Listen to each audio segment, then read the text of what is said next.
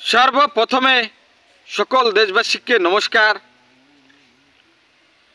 আজকে আমি এই ভিডিওতে বাংলাদেশের যত মৌলবাদী সংগঠন আছে তাদেরকে আমি একটা কথা বলে দিতে চাই। তোরা যেভাবে বাংলাদেশের সনাতন ধর্মের মানুষকে অত্যাচার করতেছিস, যেভাবে তাদের বাড়িঘর পুড়ে দিচ্ছিস, যেভাবে তোরা বাংলাদেশের সনাতন ধর্মের মানুষকে পুড়াচ্ছিস, মারছিস, সেটা কিন্তু আমরা ভারতবর্ষের সাধারণ নাগরিকে কিন্তু মেনে নিতে পারবো না। এখনও আমি বাংলাদেশের যত মৌলবাদী সংগঠন আছে তাদেরকে আমি স্পষ্টভাবে বলে দিতে চাই, তোরা এসব কাজের থেকে বিরত থাক। না হলে কিন্তু তোদের যত মৌলবাদী সংগঠন আছে, আমরা কিন্তু ভারতবর্ষের যুবক চ্যাংরা ভাই বন্ধুরা তোদেরকে কিন্তু যোগ্য প্রত্যুত্তর দেওয়ার জন্য কিন্তু আমরা হাজু হয়ে বসে আছি। তোরা আগুন পানির জল নিয়ে খেলা করিস না। আমরা কিন্তু তোদেরকে বহুত সহ্য করেছি, আর কিন্তু তোদেরকে আমরা সহ্য করব না।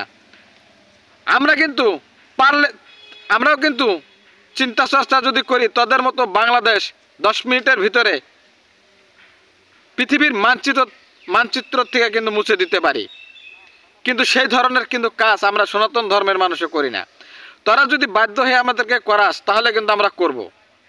তাই আমি এই ভিডিওতে বেশি কথা বলবো না। বাংলাদেশের মানুষ এখনও হুঁশিয়ার হয়ে যান, ভবিষ্যতে যাতে কোনো দিন সনাতন ধর্মের উপরে কোনো আঘাত না হানেন বা সনাতন ধর্মের দিকে কোনো দিন কুনজর না করেন, সনাতন ধর্মকে মান সম্মান দিয়ে চলার চেষ্টা করেন। না হলে কিন্তু আমি বাংলাদেশে ঢুকে কিন্তু একটা একটা করে মৌলবাদী যত সংগঠন আছে তাদেরকে কিন্তু জবাই করে পদ্মা নদীতে ভাসা দিব।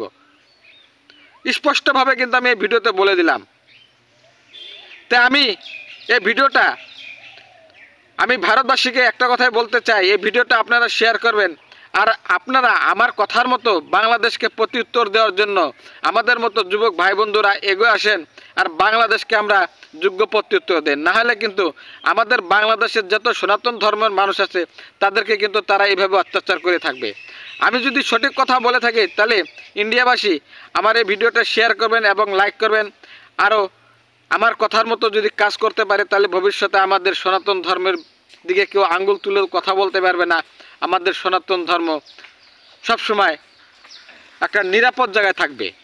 আর আমরা যদি সনাতন ধর্মের হয়ে যদি কোনো কর্ম না করি তাহলে কিন্তু আমাদের সনাতন ধর্ম একদিন রসার তলে যাবে।